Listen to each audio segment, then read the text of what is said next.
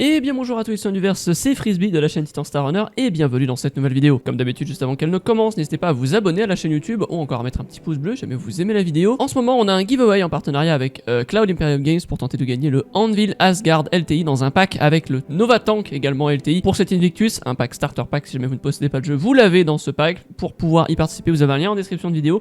Le tirage au sort aura lieu le 31 mai. Vous l'avez vu dans le titre, aujourd'hui, nous allons parler des dernières actualités autour de Star Citizen. On va parler de la 4.1, on va parler de l'Invictus, de l'Idris et évidemment du fameux sujet des Flight Blades qui revient très souvent en ce moment. On commence sans plus tarder.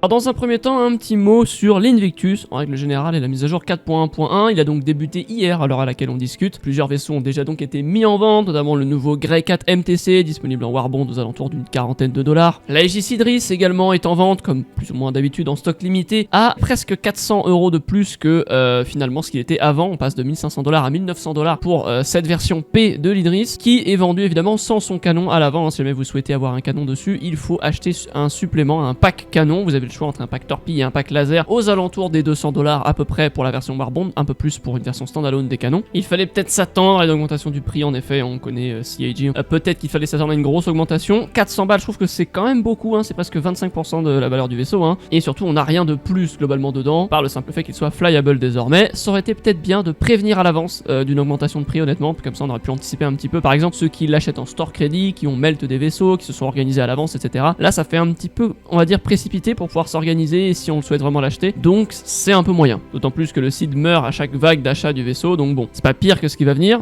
mais c'est pas ouf. Si jamais quand même vous êtes intéressé pour acheter ce Aegis Idris P, CIG ont rajouté de nouvelles vagues d'achat, il y en avait 3 à l'origine, une à 18h le premier jour de l'Invictus, une à 2h du matin le 16 mai, une à 10h du matin le 16 mai, ils ont rajouté 3 nouvelles vagues, 3 nouvelles heures qui sont du coup les mêmes, hein.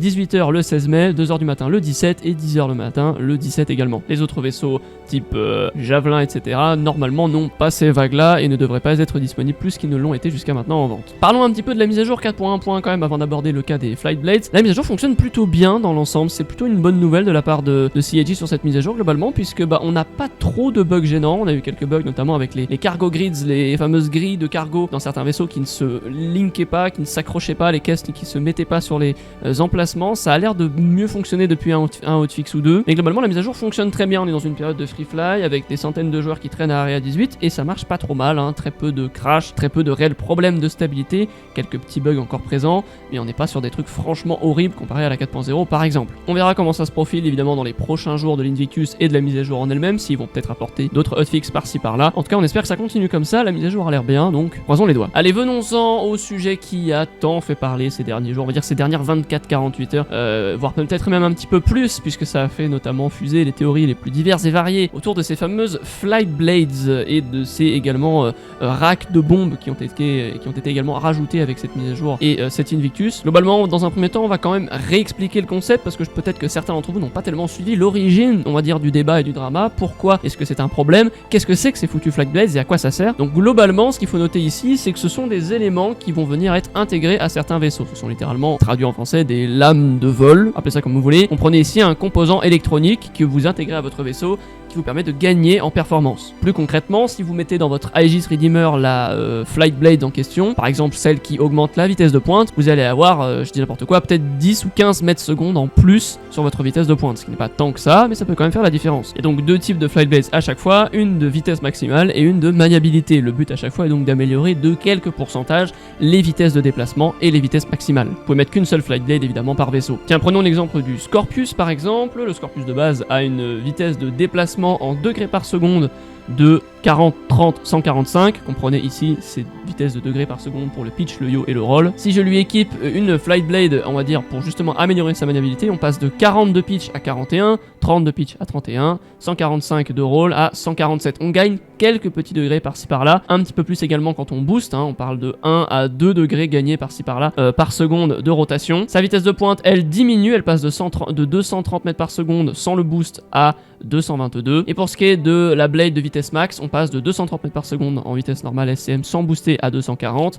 Avec le boost, on passe de 590 à 600 mètres par seconde. Donc comprenez ici une augmentation environ de entre 1 et 10 mètres par seconde selon les angles et selon évidemment les vitesses du vaisseau de base. Alors peut-être que certains d'entre vous vont dire que c'est mineur comme modification, que c'est même très peu, voire trop peu, surtout quand on sait que ça coûte une blinde. Mais sachez que c'est déjà pas mal lors d'un fight PVP, puisque en soi le PVE reste quand même assez abordable aujourd'hui. Lors d'un fight PVP, parfois le moindre dixième peut vraiment vous faire changer la donne. Et là en l'occurrence on parle de 1 à 2% de vitesse supplémentaire, ce qui peut vraiment vous donner l'avantage sur un combat. À vaisseau égal, ça peut clairement vous donner un avantage. En soi je trouve que l'idée est bonne, pourquoi pas, j'ai envie de dire, essayons d'apporter ce genre de petites modifications, ce genre de petit pimpage, overclocking, je sais pas comment vous pouvez appeler ça, de vos composants par-ci par-là pour essayer d'améliorer leur performance. Alors aujourd'hui forcément c'est un petit peu limité, c'est limité uniquement aux vitesses de déplacement, aux vitesses de maniabilité, etc. Peut-être que plus tard on aura des trucs similaires pour les armes, et CIG nous l'a annoncé depuis longtemps, on le sait, il bosse également sur un truc similaire pour les tourelles qui ne sont pas forcément utilisables lorsque vous n'avez pas de personne à mettre dedans, tout simplement, qui pourraient être utilisées par des IA, ça viendra plus tard. En soi encore une fois le souci n'est pas vraiment l'idée que CIG a eu derrière, mais c'est plutôt la façon de la mettre en place, encore une fois malheureusement, puisque vous remarquerez que jusqu'à maintenant, je n'ai pas encore parlé de la façon de les obtenir, ces Flight Blades, et il y a bien une bonne raison. En effet, et ça les joueurs se sont fortement indignés là-dessus, pour le moment les Flight Blades sont disponibles que sur certains vaisseaux, donc déjà c'est pas forcément très avantageux pour ceux qui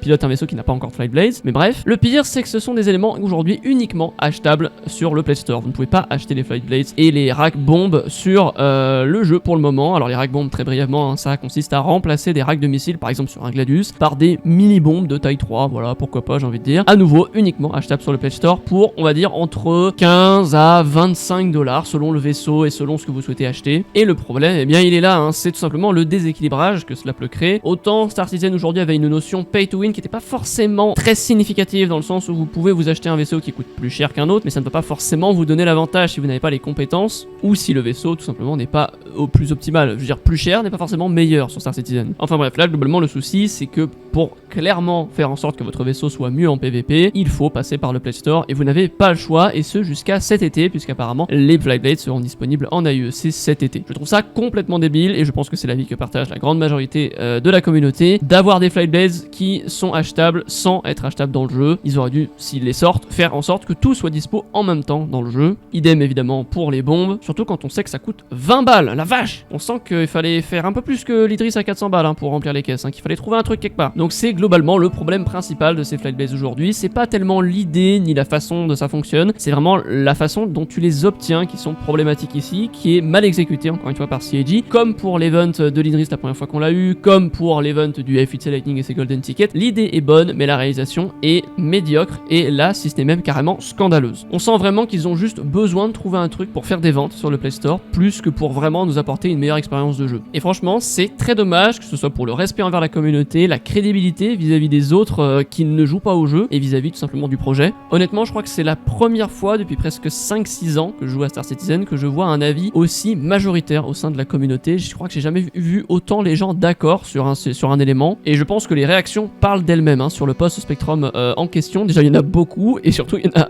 qui, on va dire, décrivent bien la situation. Franchement, j'attends, et je pense que je suis pas le seul, une réponse de la part de CIG, et qu'elle soit immédiate, et surtout appropriée. On veut plus voir un truc comme ça, avec un achat qui est uniquement disponible sur le Play Store. Il faut vraiment pas les retirer, mais les donner dans le jeu avant, en fait, c'est pas possible. Il faut vraiment une réaction de la part de CIG, et le plus vite possible, parce que, globalement, c'est très problématique ce genre de choses. Aujourd'hui, c'est ça, mais là, il parle encore que bientôt, on devrait avoir du coup le déploiement des Blade IA, donc pour contrôler les tourelles. Qu'est-ce que ça va être cette fois-ci, et surtout à quel prix? Enfin bref, globalement, plein de choses qui vont être, je pense, compliquées à gérer. Peut comprendre que, encore une fois, dans le contexte d'alpha, etc., c'est pas facile de gérer ce genre de choses. Là, c'est plutôt évident que c'est pas la bonne décision, et je pense qu'ils le savent très bien. Maintenant, on va voir ce qui va se passer, évidemment, dans les prochaines heures, dans les prochains jours, comment CIG va réagir là-dessus. Dans tous les cas, je vous tiendrai au courant, bien évidemment, par ici. On arrive donc à la fin de cette vidéo. Merci beaucoup de l'avoir suivi jusqu'ici. Si elle vous a plu comme d'habitude, eh bien, n'hésitez pas à vous abonner à la chaîne YouTube, ou encore mettre un petit pouce bleu si vous avez aimé la vidéo. N'hésitez pas à me partager votre avis dans l'espace commentaire. J'attends beaucoup de voir un petit peu ce que vous pensez de cette situation, même si j'ai déjà vu beaucoup d'avis tourner, et les gens sont assez d'accord les uns les autres sur cette histoire des Flight Blades,